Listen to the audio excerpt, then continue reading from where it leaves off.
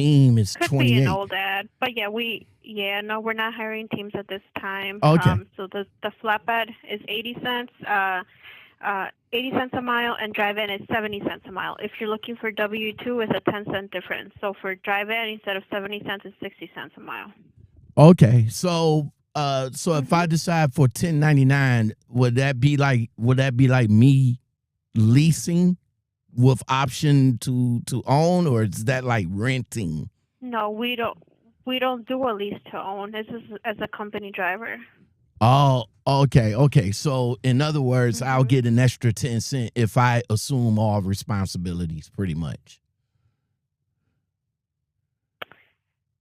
There's a difference. The reason it's 10 cents less for W-2 is because the company has more expenses at that time. They have to pay for your workman's comp, just a bunch of different things that they have to pay for. Right. So pretty much